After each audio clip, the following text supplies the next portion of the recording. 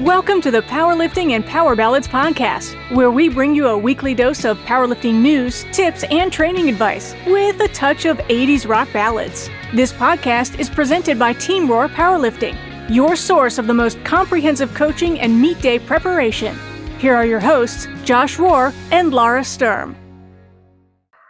Welcome to the Powerlifting and Power Ballads podcast. I'm one of your hosts, Laura Sturm. And I'm Josh Rohr. Welcome to episode 69. We are going to go through round one voting results of the top 5 hype songs list. We had the tournament start. It is sponsored by A7. The winner of the tournament does get a $50 gift certificate to A7. So without further ado, here are the results. The first matchup was Mike Haffenbrack against Shayna White. Mike got 77% of the vote to 23. So Mike moves on to face Jim Battenfield in round 2. Laura Sturm versus Eric Cordero. Laura received 61% of the vote, so she moves on to face Jeremy Hartman, Uncle Jeremy. Jeremy's going down. Yeah. Chris Peterson against myself. I was successful with 70% of the vote. So I made it out of the first round for a change. Normally I'm like the first one out. So it looks like based on the tournament, I am going against Katie Dodge next week. That'll be a good one. Stephen Fortenberry against Charlie Jackson. Stephen moves on with 68% of the vote to face Cindy Yeager in round 2. Hannah Keith versus Wade Johnson. Wade moves on to face Stacy Metcalf.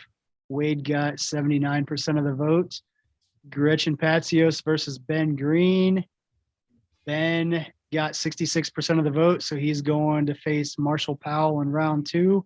And other round 2 matchups we have that we're on a bye this week: Amy Pancake versus Megan Powell, and Chris Elmore versus Jenna Weinstein. So on that note, we do have a special guest with us here, Mr. Wade Johnson. First thoughts on your stunning victory over Hannah Keith? Well, I have a musical background that a lot of people don't know about. So there's a few things in this world that I know about. One is strength. The other is bourbon that you have experience with me. We're going to get to that. And food, and then music. So it would probably surprise you at the eclectic, listenings that I have. But I was a hair metal guy back in the 80s and 90s, believe it or not. So I toured and played and had hair to my ass and earrings and all that other stuff. Nice. Sure did. Favorite hair band? We got to go there. Probably for me, that was most influential in my playing was a band that Billy Sheehan was in called Mr. Big, but the band that was most influential was the band that he was in prior to that, the David Lee Roth band, when David Lee Roth left Van Halen, and then he had a band called Talus.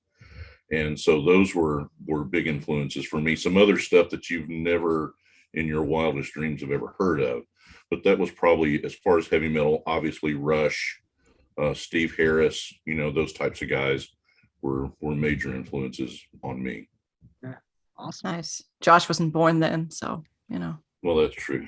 Hey, I'm closing in on that Masters division. Oh my God. I'm a couple years out. I'm getting there. yeah. Okay, Josh. It's so cute. It's like when you think about the 80s being that far back now, Right. You're like, oh, wait. I would tell you, it's a great time as a musician, because as all the things I've been able to do in the strength world have been remarkable and great, and I'm blessed to have done them. But I had my late teens into my early 30s. I traveled the world as a musician, and was published as a songwriter long before I was ever published, in any kind of strength magazine. So it was a great time as a musician to be in a band. It's the world is a lot different now, as with everything, but as a musician, we all learned to play our instruments or multiple instruments or had backgrounds in music, a little different now. Yeah. Interesting. So I have zero musical talent, and I tried see, I'm trying to remember what instruments I tried to play. They were all epic failures. So basically, I play 0 instruments and I have no musical talent. We'll just leave it at that.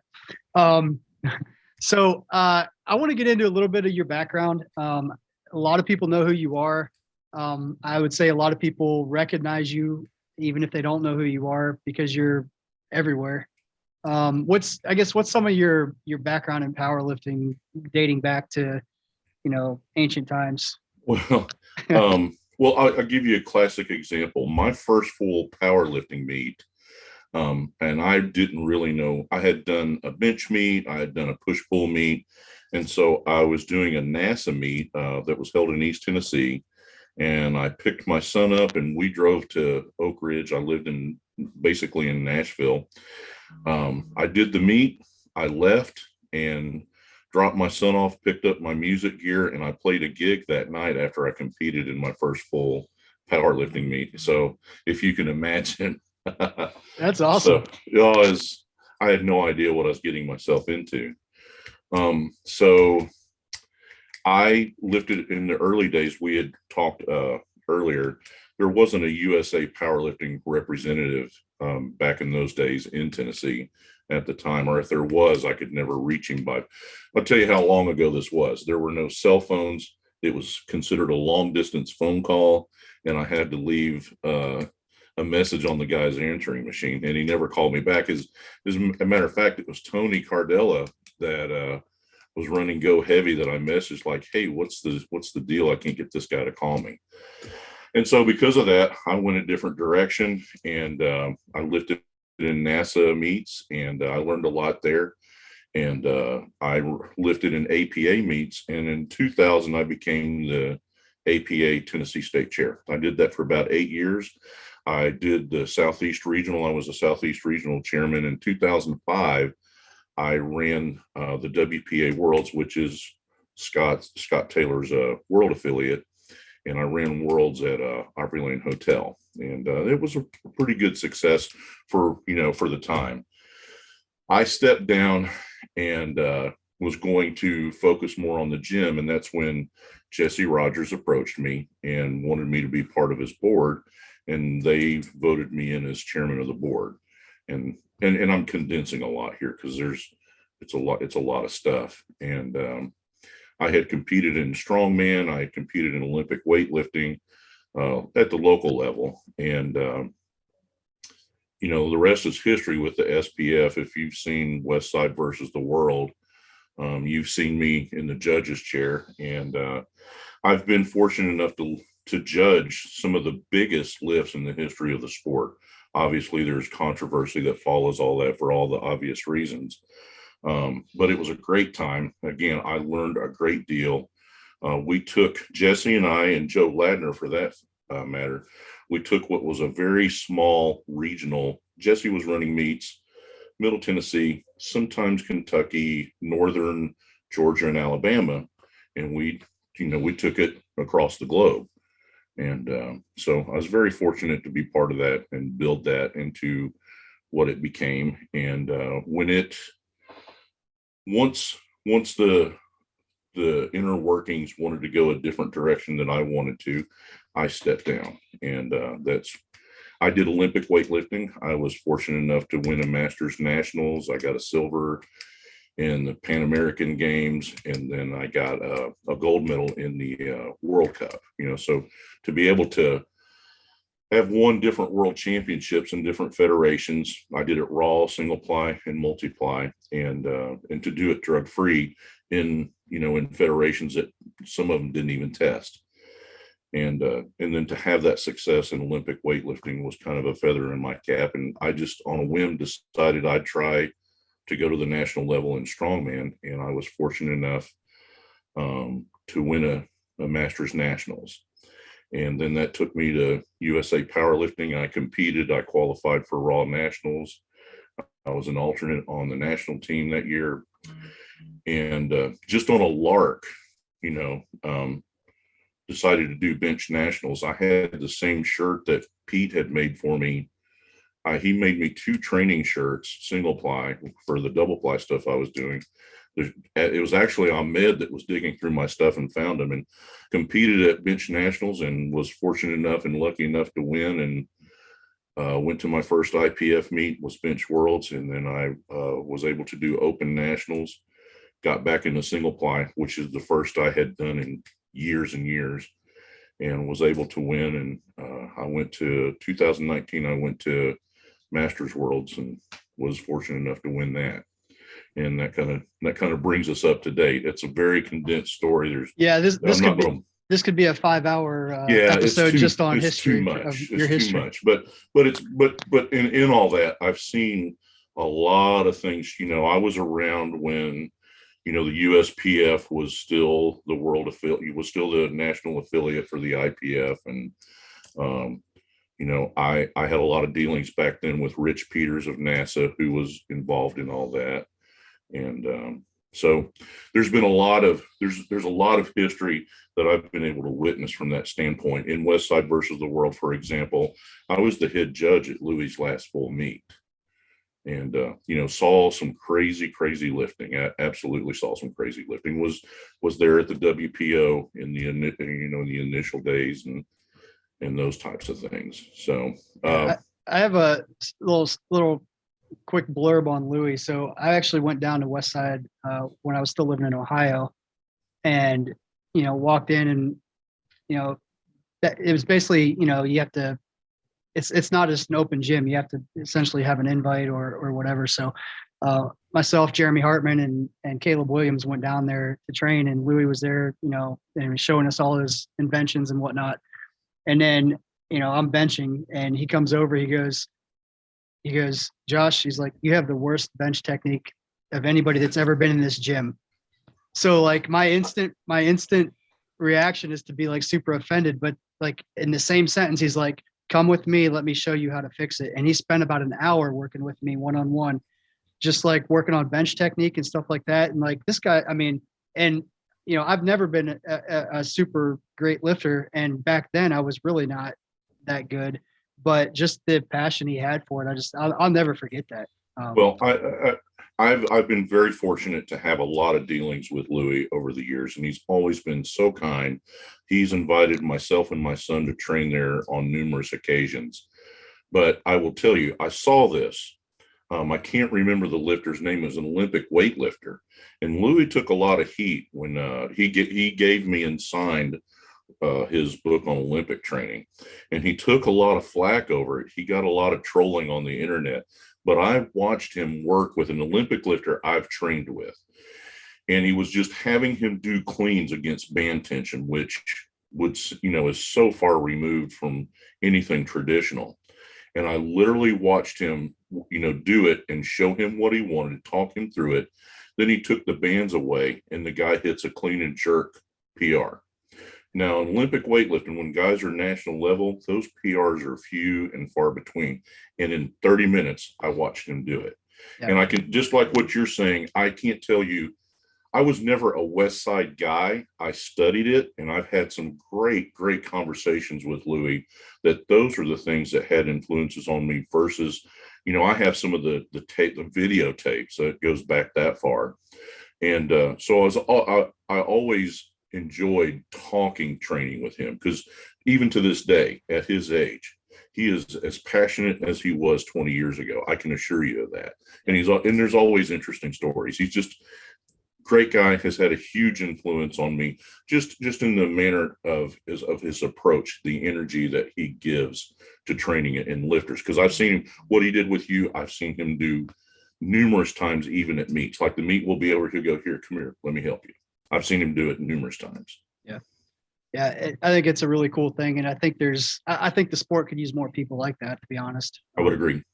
Now, so circling back a little bit, you talked about competing internationally and things like that. Obviously, there's a lot of changes going on recently with USA Powerlifting. I guess 2-part question, kind of just to get your input. And at this point, I'll give you. You've been very politically correct so far. I'll go ahead and give you permission to take the brakes off here a little bit, because I know that's the way you like to go.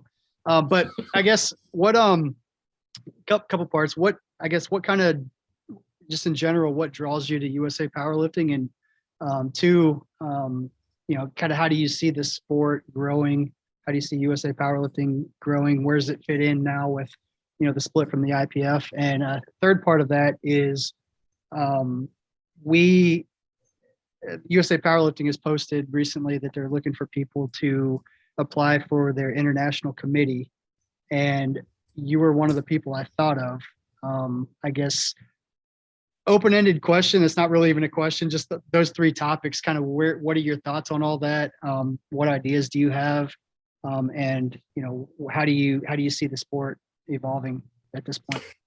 Well, I mean, you and I have had extensive conversations in the past about this, and my frustration has been, a long time with the relationship with USA Powerlifting and the IPF.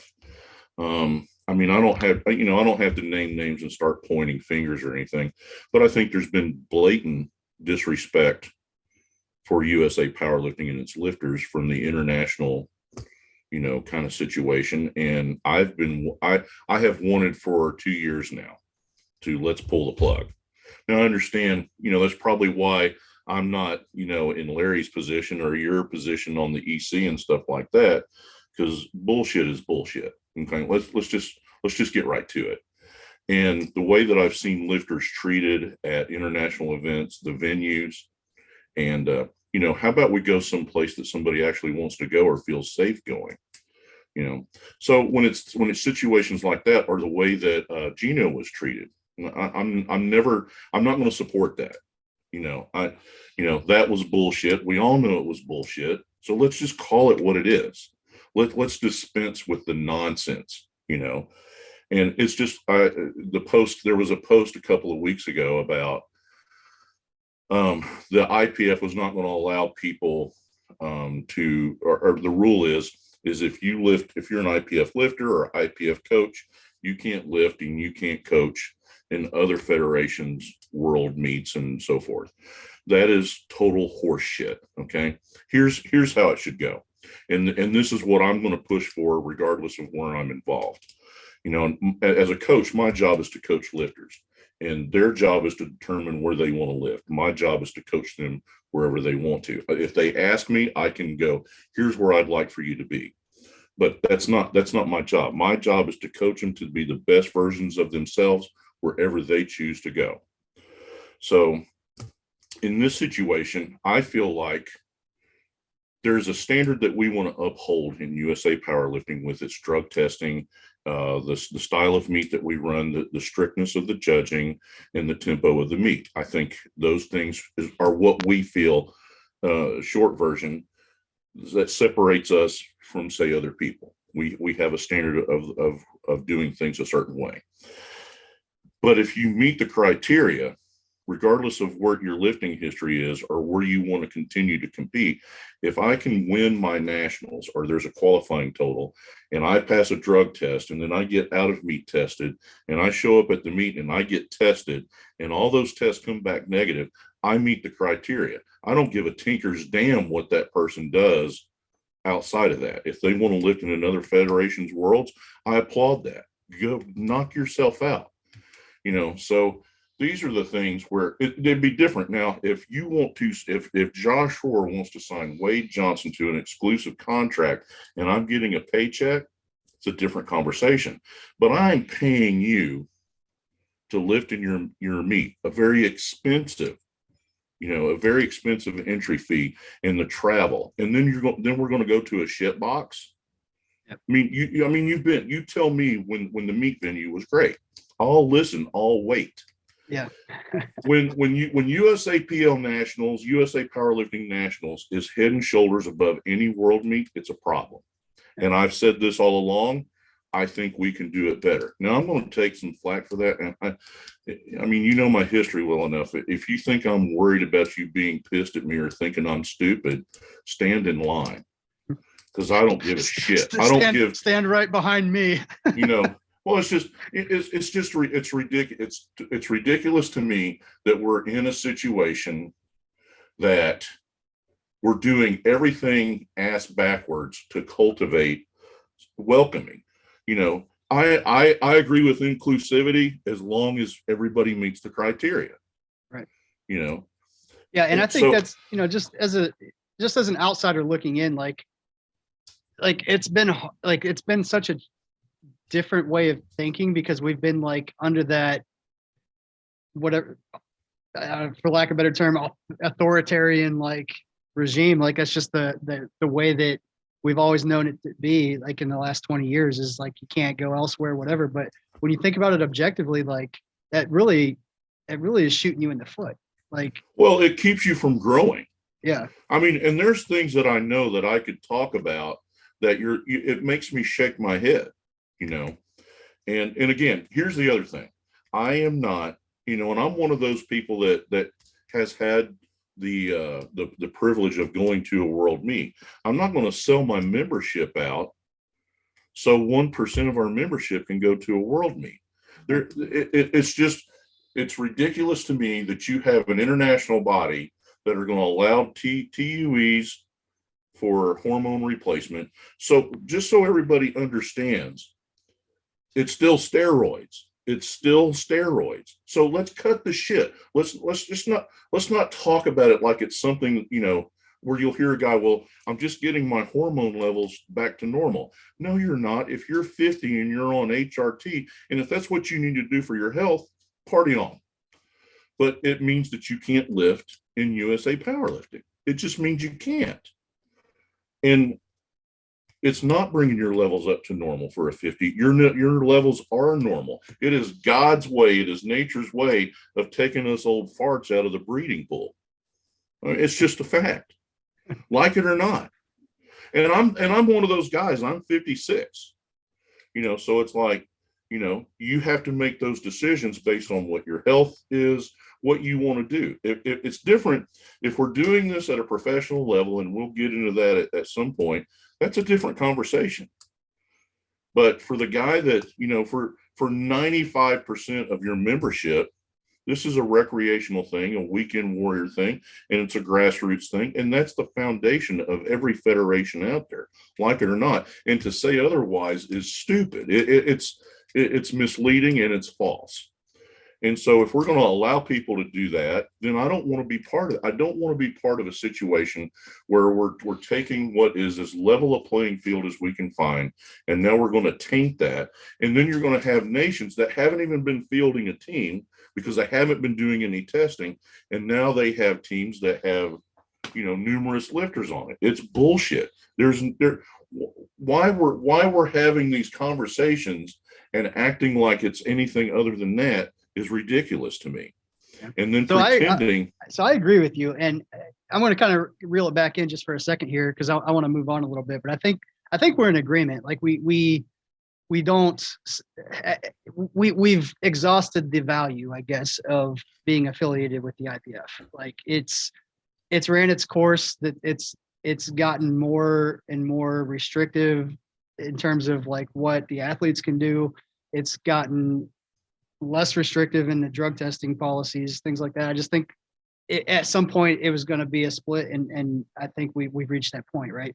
So, well, I think it got too. This is something that we probably could have done earlier, and refrain from the situation that we have currently. And I'll be honest, like I was one of the ones that, you know, I wanted to exhaust every option to stay with the IPF, because like I do value the competing at the world championships, but then when you know, I very much do, but you know, it comes to a point at what cost? Like, you know, at what cost do we, to our lifters, at what cost to the organization financially, at what cost to the integrity of drug-free powerlifting? I mean, all of those things, like you just can't neglect those factors. Well, and it gets into that weird situation. I say weird. That's, and I'm not trying to be politically correct. I want to be sensitive to it. You know, it's like, you know, with the IOC and the I don't want to say the wrong thing here. Where you have these transgendered athletes. Someone a lot smarter than me has to figure that situation out. But at the end of the day, you know, there is an agenda and there is a standard to uphold. if you're taking certain kind of drugs, then it forfeits your ability to be part of the organization. And the direction that the IPF is going, I think, goes against those standards. I mean, it's just plain and simple. Yeah, Completely I agree. agree. Yep. So at this point, so USA Powerlifting and the IPF has split. We are no longer affiliated. So I guess, from your standpoint, where do you see the sport growing? I know, the Pro Series has been announced.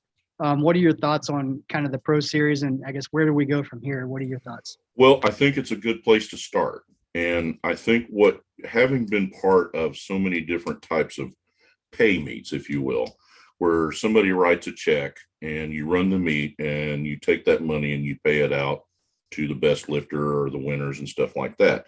That's a great place to start, but that is not a sustainable way to have a pro outlet. We're going to have to find a way to create a marketed situation where you got to have, here's the thing. What I do outside of strength is I work in the music industry. It's a long story and we won't go into it, but here's how you make money. You got to have an urgency for people to either buy a product or to put their butt in a seat. And I think we're at a point when you start looking around at other strength sports, you've been to a strongman contest before. Those things last all day long. And it's even longer when you get to these pro situations. And they have condensed it to where it's a 30-minute segment with commercials on ESPN. And I promise you, everybody listening has watched them. And there has to be a way that we can create something marketable where people are going to have an urgency to pay to watch it on the internet, or to come and put a butt in their seat. When we were in Spokane, and the 63s were lifting, and it was Jennifer Milliken, Jennifer Thompson, and Sam Calhoun, Snyder. When we walked through that galley that they had us, and people were standing, I was like, this is what we need. Now, when I was talking to Chad Wesley Smith, they interviewed me when we were up there. In the old days, we thought it was like where Chad and I would be wanting to squat 1,000 pounds and talking shit to each other, and that was going to raise enough interest. You've hung out with me. You have eaten with me. You have drank with me. So in a normal situation, with 20 other people, how can they relate to being me? They can't. How can we relate to a Jennifer Milliken, a Sam Snyder, and a Jennifer Thompson? That is real world. That is, these people are, for a classic example is, two of them are moms, they're professionals.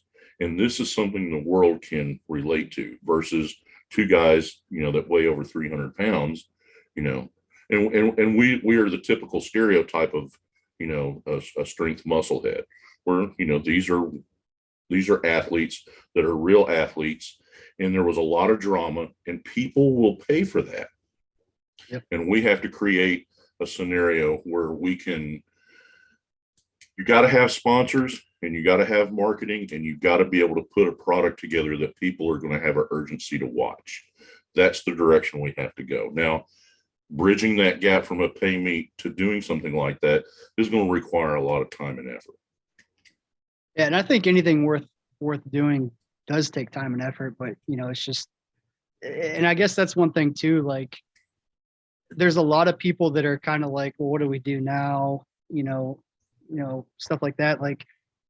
At least from my own standpoint, I'm willing to hear ideas. You and I have talked multiple times. We do need ideas from the membership and things that you want, things other people want to see. Some of it maybe not be possible, but some of it might be. It's just we haven't thought of a way to make it work, or haven't thought of the idea. So, the more ideas sent our way, the better, I think. Well, we're just, and I think that's why this international committee is going to be important.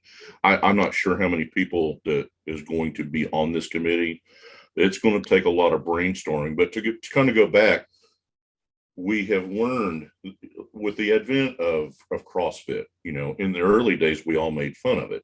Well, in the early days, we also made fun of the X Games. I remember specifically watching ESPN one time, and there's guys riding down a snow-covered hillside on snow shovels, but it was on ESPN. And everybody now has basically heard of Shaun White, who has been to the Olympics a couple of times. He's done commercials for a credit card, for chewing gum and other things.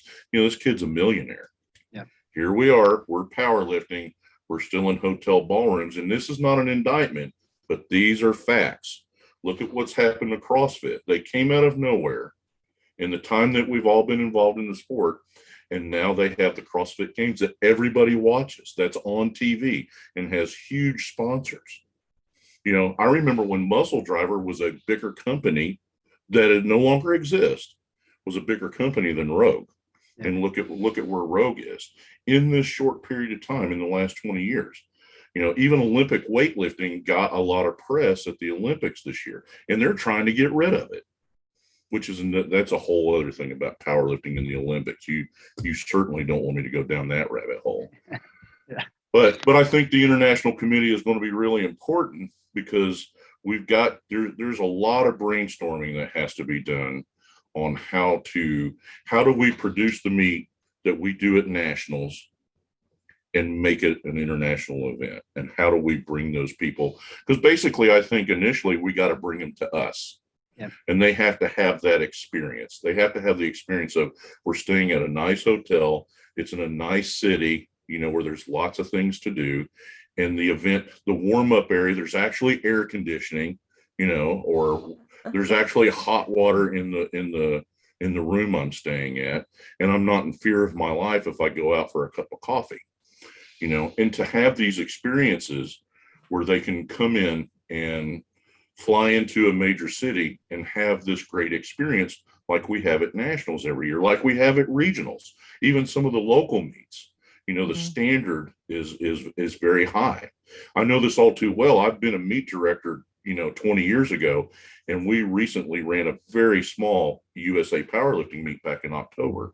Now there's TVs and laptops and lights and this, and it's a lot more involved and complicated, because the experience has to be better. It has to be bigger. And that's what, even if you're a great lifter, you still want to go to a place that is exciting to go to. If it's a world meet, if it's an international event, it needs to be in a place that is going to create that urgency. Pontyström, South Africa does not do that for me. Yeah, there's that. I remember seeing the meet at the Arnold and just kind of walking by and going, whoa, like when they first did the Jumbotron, and right, it was the coolest thing. And then, over at Schaumburg and nationals, just with the mega Jumbotron, and, Gino's face up there in flames with the 666 lifts, and just, you could sit there and just be like, this is the coolest sport. This is how it needs to be all the time. I think it's absolutely marketable. Again, when you look at Olympic weightlifting and all the meets that I've done, even at the international level, there's a lot of not exciting stuff going on. And that's why you film it all, and you have editors that put that stuff together and make it palatable, especially for the general public. They'll watch it. I'm telling the Strength League, Strongman League, has this stuff on ESPN. It's not on ESPN if people are not watching it and buying the advertising. So, like it or not, that's where we got to bridge the gap. We got to create some sort of marketing situation and create a product that we can get out to the people. And that's and create an urgency for people to either buy a view or get their butt in a chair at a major meet. Yep. I like it. I agree. We had a couple questions from Instagram. I'm gonna shift gears and jump to those real quick. Question number one: who is your favorite lifter, and why is it Mel? Oh man, so Mel, she has A-team powerlifting. She's a coach. She is a USPA judge and lifter, and I consult for her and do some coaching for her team. I consult their Olympic lifting, and I train a couple of her strongman clients, and I do Mel's coaching as a power lifter. And I think in those situations, coaches need coaches too. Because I think when you're thinking for so many different people, having someone that can look at you objectively and is not as emotionally involved, I think there's a plus with that. And I will consult with people. I know I have the distinct privilege of coaching some great athletes.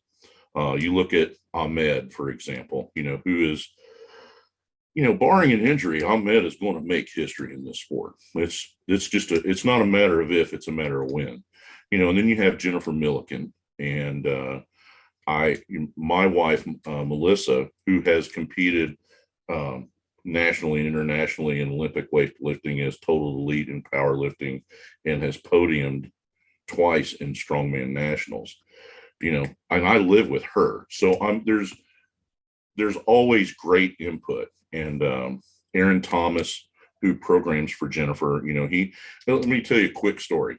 Aaron and my son played football together in elementary school through his first year of high school.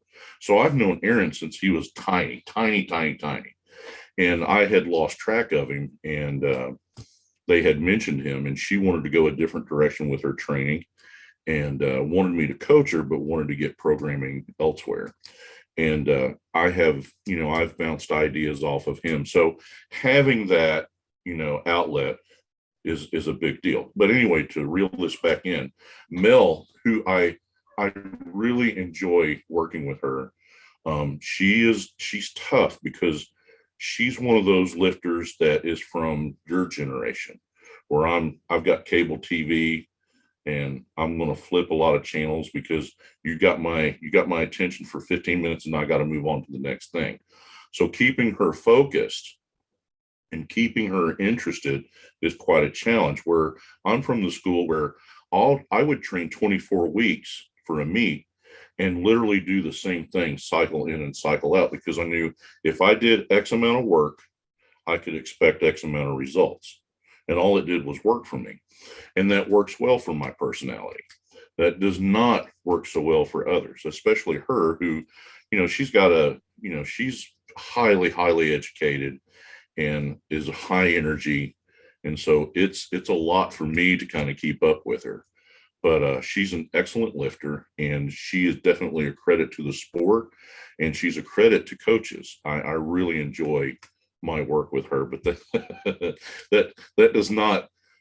She and I have this great relationship where we can talk to each other professionally, like a coach and athlete, or just coaches, or we can talk shit to each other.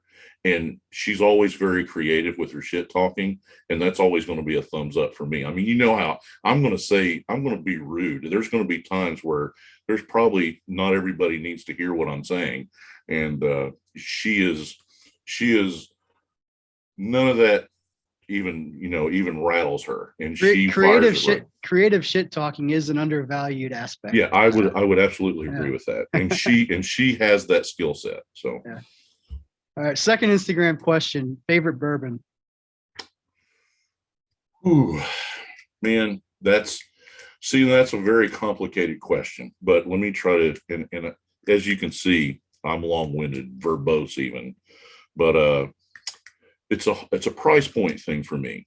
I belong to the Wilson County Whiskey Society, and I have written for them. One of the blogs that I wrote was Great Pours at $50 and under. And there's some very legitimate stuff that I keep in the house all the time. I would have to say it's easier for me to give you a top 5. So I'll do that. Probably my current favorite whiskey right now, Hill Rock, is a distillery out of New York. They do a double cask rye that is port finished. That is one of the best whiskeys I've ever had. The best whiskey I've ever had is called Black Maple Hill. It's a 16-year limited edition small batch. And there's great stories behind all this that I'm not going to bore anybody with. but it was sourced bourbon. The guy didn't distill it. He sourced it. He found this batch. He bought it. He blended it in the garage of his house in California, hand bottled it, and had somebody create a label for him. They don't make it anymore, and now it sells on the secondary market for between $4,500 and $5,000 a bottle. But I have had the fortune of having a pour of it. And everybody likes the Pappy Van Winkle stuff. My favorite Pappy Van Winkle is the 13-year family estate rye. And then from there is the state. You've had a pour of Stag here at the house. As a matter of fact, in this room, yep. And that's a favorite. And from there, boy, it's tough. Probably anything. I'm a big Widow Jane fan, and they source some of their bourbon, but they also make some of their own distillates. I like they have what they call the Decadence. It's their 10-year bourbon that they finish the aging in maple syrup barrels. It's pretty ridiculous. So there you go. There we go. Cool. So I'll be honest, a lot of what you said, it was like a foreign language to me. I don't understand it all. All I know is the bourbon you gave me at your house was very good. Yeah, that was the Stag. Yeah. Yeah. So. Nice. All right. So we're going to move on to the powerlifting situation. Are you ready? Mm-hmm. All right. So at your last meet 3 months ago, you went 9 for 9 and hit all PRs. They were all grinders. At your meet this coming weekend, you need a 10-kilo PR total to qualify for nationals. Based on training, all 3 lifts have improved roughly 2.5 kilos. Your squat's your biggest lift. Do you try to be aggressive with your squat numbers or wait until deadlift to go for it? Well, I'm probably not going to go. I'm not going to try. Here's what I'm going to do. Here's what I coach. I take what the day gives me. Knowing that if the primary goal is to make nationals, I'm going to find in any situation where there is lightning in the bottle. If squat is my best lift, if I've got to gamble, that's where, if that's my strong suit, that's where I'm going to gamble. I'm going to roll the dice on squat. Waiting till the end, I think, is one of those things where, especially if deadlift is not your biggest lift, I think that is probably a mistake, at least in my opinion. If I'm going to gamble in that situation, and that's my 2 choices, I'm going to roll the dice on squat. Yep. I knew both of you would feel that way. And I wrote this kind of specifically for both of you because I think Laura squats your lift, and Wade, you always have a big squat as well. I will disagree just for the sake of argument. The reason I would disagree, and I wouldn't disagree just to say like not to go for it on your best lift. The reason I would, and I wouldn't even say disagree, but my strategy would be exactly what you said, take what's there. Right. But I wouldn't want to swing for the fences on squat and miss. And then the rest of my day, I know I can't qualify. That would be my reason. But and then waiting until the end of the deadlift, like for the third deadlift, you know exactly what you need at the end. And if you got to go a little bit bigger there, I think your argument is more accurate. I just can't get out of the mindset of doing it at the very end, I guess. And maybe that's because deadlift's my best lift, and I can't. I can't get my mind around that. That, sure. And I am trying to think in terms of the squat is my best lift. I don't know. I think I would still, you're going to have to, the 2.5 kilo PR on all 3 still only gets you 7.5 kilos. So you have to stretch out of your comfort zone a little bit. I think most people would probably be more comfortable doing that with their best lift, right? Uh-huh. I think for me, what I'm always looking for is I'm watching warm-ups and that first attempt. And that's generally going to tell me what I'm going to have to work with for the day. It's obviously it's not foolproof. Anything can happen. But if you've seen the results when I'm coaching, I'm looking, because there's only, here's my favorite lift. That's the total.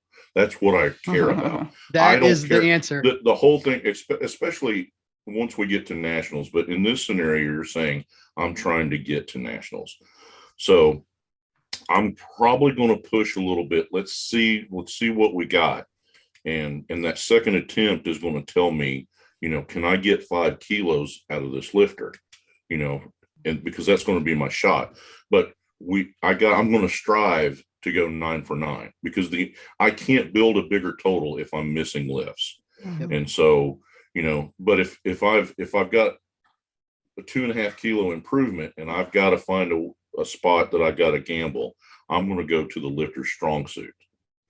And and that regardless of the circumstances, because, if they're a big puller, let's go 3 for 3. Let's get that 2 and let's secure that PR. Unless you show me something in those first 2 attempts, I would rather leave 2.5 kilos on the platform than lose 5 to 10 because I was lifting with my ego or what I hoped.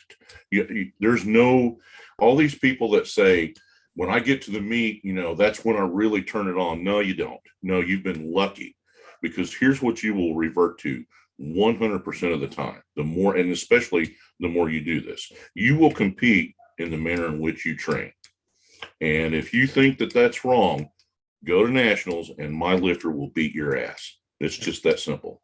Yep. You cannot go and think there is magic fairy dust, that there is any meet day magic, or that, you're going to just turn it on all of a sudden. All that, you have to learn it to earn it. And that is the bottom line. Yep. So I would have to say that is the correct answer for 2 reasons. Your favorite lift is the total, and that you have to be willing to, I guess, adjust and take what's there. Right. Absolutely. We can go in and say, hey, we're going to squat a 5 or 7.5 kilo PR so that we can qualify for nationals. That's a great plan. But if that plan doesn't happen, like, you have to be willing to deviate and try to make it up somewhere else. If it's all in the adjustments. Absolutely. Yep. And I think too many people just get so locked into what they're going to do at the meet, and they don't take what is there that day. Mm-hmm. Like if everything goes perfect to plan, great. That works. But this is what I told Ahmed, just to give you an idea of what my philosophy as a coach is. He obviously didn't have quite the day that he wanted, but you could easily see the potential for his total and his squat and so forth is immense. There's a lot of things to work on. But I told him, I said, the results are going to be what they're going to be. Sometimes shit happens. Sometimes you can be prepared, you can have a plan, and things just go awry. All you have to do is look at my performance at Worlds in 2019. It was a terrible performance personally.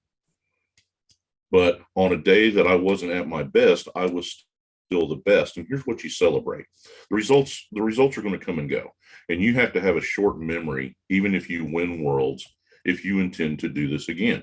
If your intention is, I'm going to try to go to nationals and win again, and I'm going to go to Worlds, then you've come to your new point A. The celebration is the effort. You have to be willing, to give these great efforts. And those are the things that I want to celebrate. If a lifter has given me everything that they can and we fall short, then we fell short. But we're going to celebrate that effort. And then we're going to, once we have a couple of days, then we're going to get back to work. And that's just it. That's the everything is about the points in between point A and B. That's where everything is done. And those are the things that I want to celebrate. So, and that's the conversation that I had with him. There's Melissa, by the way. Hi. Hi. All right, we're going to go on to our new lifter tip. So our tip for the week is, it's okay to ask for help. It's okay to give help when asked, and it's okay to offer help. Agree or disagree? I absolutely agree. I think you have to be careful about offering help. I think we live in a time now where that is an easier situation. I will tell you, 20 and 30 years ago, not so much. It was a very different atmosphere. But I think I have coached Jennifer at nationals twice, where she and Sam have shared the warm-up platform. And I've spotted them both. My job is to, when they're warming up, whoever's on the platform, we load for them, we spot them, and we keep them safe. and if they ask for feedback in that situation, if it's not my lifter, I don't offer any feedback. But if they ask me, and then I certainly give it. But I think it's always good to, if you need help, ask for what you need. I think that's something that we do in this gym, is like, if you need something, you say, if we're not picking up on it, if we're not seeing your cues or whatever, ask for what you need, and then be willing to help. And that's what we do here. Everybody spots for one another, everybody loads for one another, and that's that's the way I do things. I say yes. Yep. I like it. That's the way it should be. Yep. I have one final question for you real quick. And you don't have to answer this, but there's rumor going around that there is a new podcast starting. Is that accurate? Yeah. I know we've been long-winded here, and I've gone way longer than you typically like to go, but Chris Elmore and I have gotten to be really good buddies. And of course, you know this. And he and I, Chris is also a master's lifter and has done pretty well. And I know he trains with you, and so we've talked about this for a while, that there's not a lot of things that are specifically masters oriented, especially for guys my age. And Chris is he's still a young pup, but and then we both have obviously have this great affinity for bourbon, and so we want to cover things that are masters oriented in the strength world, and talk about things that are coming up. You got this pro situation for the masters, and what is that going to entail? And I'll be honest, I have not looked at it close enough to really give, a broad opinion about that. Well, I'll say this also real quick. The real details haven't been released yet, right? But they will be released this week. Well, I think the big thing is, look at the opportunity that has never, been offered in powerlifting. And as far as I know, it is an extraordinary opportunity, I think, for masters lifters to have a platform like that goes beyond, the Arnold or an international event, which was the highlight, of our careers. Now you have an opportunity, to do something else, to do something in addition. And I think it's a great idea. But yeah, the long story short is, we're going to talk about those things. We'll talk about other strength related things. And then we're going to also include some bourbon talk, and talk about, because bourbon is really in vogue now. When I started drinking bourbon, long before you were probably, even allowed to drink, it was a different time, and like I said, that's the evolution of it. Now it's super hip and everybody's into bourbon. Yeah. But, as you've been here, you've seen the collection, you've seen the collectibles, and my commitment to it is at a different level. I'll put it that way. Yeah. And so is his, for that matter. Yeah. And I should have probably started with this, but I guess I didn't really fully introduce you. So, like, real quick, where are you at? How can people get in touch with you? Social media, stuff like that. I live in Mount Juliet, Tennessee, which is really close to the Nashville airport. I'm probably, depending on where you're going, 15 to 20 miles away from downtown Nashville, which I work downtown. The gym I have is called the Ogre Compound, and it's the bottom part of my house. Actually, the gym is actually bigger than my house.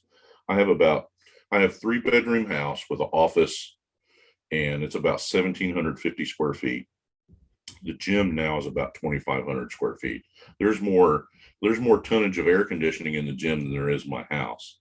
So, and you've been in the gym, it's 2,500 square feet of a lot of shit, man. There's a bunch of shit in there, but there's 3 sports, trained here. And I do strength and conditioning for anywhere from 10 to year-old to high school athletes getting ready for wrestling. And we've had several that have gone to state and podium, and we have kids that are currently in college that have trained here for wrestling scholarships, and soccer for that matter. So that's, if you want to reach me, I'm on Facebook. We have _ogre_compound is the gym Instagram. I am at Big Wade 800.